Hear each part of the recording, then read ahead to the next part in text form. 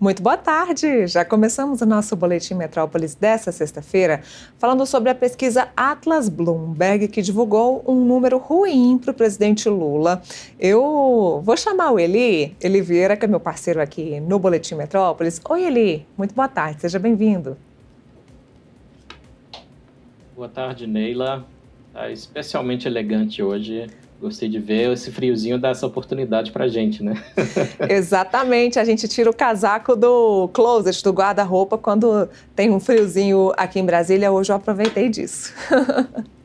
Eu estava me lembrando, Eli, ali na redação, que dia desses nós dois estávamos conversando sobre o que vem acontecendo no governo Lula e pesquisas de opinião. A gente até conversou como é que seria quando saísse a próxima pesquisa de opinião aí do governo Lula por conta dos últimos escândalos que aconteceram, como o escândalo aí da farra do INSS e agora, por último, essa questão do aumento do IOS. Pois bem, a pesquisa saiu e mostrou aí uma reprovação ainda maior, se é que era possível, uma reprovação ainda maior do presidente Lula nesse mandato Lula 3. E o que é que você acha? Como é que vai ser daqui para frente?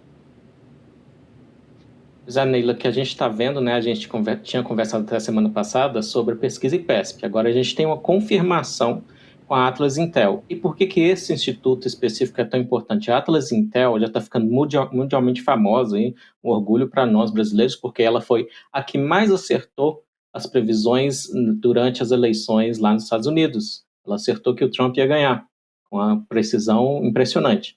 Então, é bem preciso, então a metodologia é parecida, que a impopularidade do Lula está em 54%.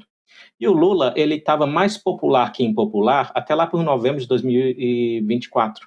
Aí virou. Então, e continuou essa virada e foi crescendo, foi crescendo. E aí a gente vê ali uma influência, né? São fatores múltiplos, né? É um fenômeno sociológico, tem muitas causas, mas a gente vê ali a influência do noticiário. E outro sinal importante que eu vi ali é que o político que tem a melhor imagem no momento no Brasil é o Nicolas Ferreira, o deputado Nicolas Ferreira, que justamente fez as campanhas de crítica ao governo na crise do PIX e agora na crise do INSS. E outra coisa que eu notei também, Neila, virou a maior preocupação dos brasileiros. Antes, até um mês e meio atrás, a principal preocupação era o crime e tráfico de drogas. E corrupção vinha em segundo lugar, a economia em terceiro. Aí virou justamente na onda aí da crise do INSS, do roubo dos aposentados. A principal preocupação do brasileiro agora é a corrupção. Eu notei outras coisinhas, viu, Neila? Tipo, que as pessoas que respondiam regular para o desempenho do Lula e para o governo estão caindo. As pessoas estão ficando mais convictas da opinião. Então, foi só 0,7% a quantidade de pessoas que disseram não sei, quando a Atlas Intel perguntou se o Lula está tendo um bom desempenho. Ou seja, daqui para frente o governo Lula vai ter que trabalhar para tentar melhorar esse desempenho, melhorar o desempenho nas pesquisas. O ministro das Comunicações, chefe da comunicação, Sidônio Palmeira, que foi contratado para tentar reverter esse quadro, não está conseguindo reverter e não está conseguindo nem sequer dar publicidade ao que precisa ser publicizado, que precisa ser informado à população brasileira. E esse fato da corrupção estar em primeiro lugar aí nas preocupações dos brasileiros, ele diz muito sobre a questão da farra do INSS. Agora, como reverter isso se a gente tem um ano eleitoral batendo na porta? Pois é uma questão, é o X da questão, é a mais, acho que a mais urgente para o governo agora, né? Porque a gente estava aqui conversando nos últimos dias sobre também a crise dos principais, os ministros mais populares e mais tradicionais escolhidos a dedo por Lula também estão com crise de imagem, né? E outras coisas que eu notei aqui, a gente também debateu um pouquinho essa semana sobre a questão do gênero e algumas coisas surpreendem, porque o Lula está mais impopular entre as mulheres do que entre os homens. E eu posso afirmar isso porque a margem de erro é de 1 ponto percentual. Então, a desaprovação do Lula no momento entre mulheres está 55%, 54,8%. Entre homens está 52,5%. Então, algumas coisas surpreendem, outras seguem o padrão que a gente esperava, Neila. Tipo, no Nordeste, o Lula é mais popular, é 58,3% de aprovação. Mas no Sudeste, 56% de desaprovação, e no Sul, mais ainda, 61% de desaprovação. Eu notei aqui que também enfraquece a narrativa do governo, que sempre se colocou como um governo dos pobres, é que a desaprovação está maior nos pobres, tá? Entre famílias que ganham até R$ 3.000 por mês, 61%, 60 a 61% de desaprovação. Enquanto, por exemplo, você pegar entre os que ganham mais de R$ 10.000 por mês, está em 43% a desaprovação, está menor.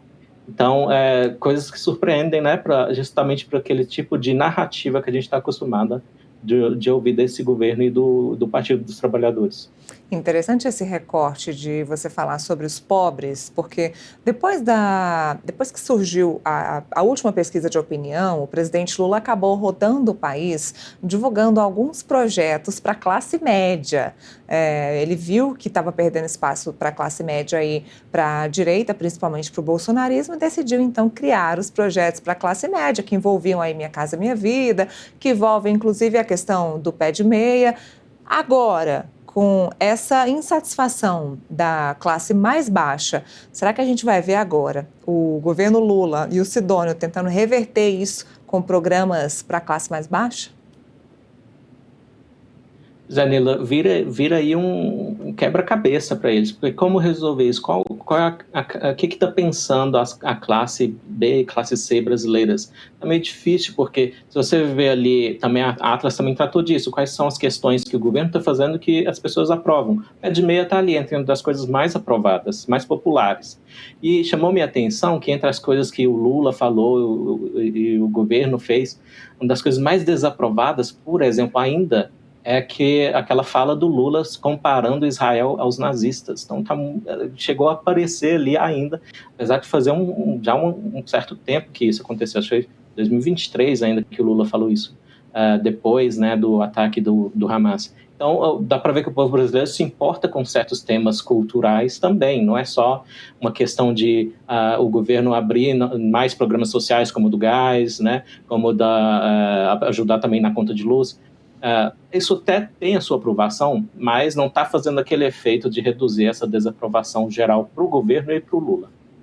Bom, saiu também hoje o resultado do PIB, que apesar da notícia e da queda da aprovação do presidente Lula, houve um aumento no PIB, mas é um aumento do PIB que não surpreendeu o mercado, até porque vem sendo puxado pelo agronegócio, como sempre, o PIB brasileiro é sempre puxado pelo agronegócio, mas não surpreendeu o mercado. Pois é um bom resultado, acho que a gente pode comemorar, mas a gente tem que entender que o cálculo do PIB ele é super complexo e há algumas manobrinhas que podem ser feitas, né? Eu não sou economista, não vou tentar arriscar quais são. Mas uma coisa que eu notei em abril, por exemplo, foi aí uma associação pública de gestores da economia, de secretários da Fazenda pelo Brasil. Eles estavam tentando propor que a nossa carga tributária, na verdade, é menor do que a divulgada, que foi uns 33%, porque eles queriam mudar ali o denominador da fração, incluindo mais a economia informal. Isso tem tudo a ver com a crise de imagem também, porque qual foi um dos problemas ali do pente fino do PIX? É justamente esse setor informal, aquelas pessoas que trabalham sem carteira assinada, sem CCLT, né, que não são nem MEI, não são nem microempreendedores, porque isso também é uma forma de formalidade. Então, aquelas pessoas que fazem seu dinheiro sem papel, basicamente assim. Eu tenho contato, Neila, com pessoas que trabalham aí no setor do atacado, intermediários entre atacado e varejo, e o que eles me dizem é que aqui, agora no governo Lula, o que mais eles ouvem do varejo dá para fazer sem nota? Então, assim, está se informalizando a economia e é uma coisa importante assim, se notar para saber o que significam esses números aí do governo. Eli, você acredita que, de fato, essa questão do IOF, mesmo não atingindo diretamente, principalmente classe média baixa e as classes mais baixas, essa questão do aumento do IOF, isso também pode ter ajudado, contribuído aqui para a queda da popularidade do presidente Lula? Pode ter, mas o sinal mais claro da pesquisa, Neila, é como o Haddad está impopular. Ele ainda é um dos políticos mais populares do Brasil, mas a impopularidade do Haddad especificamente está maior do que a do Lula.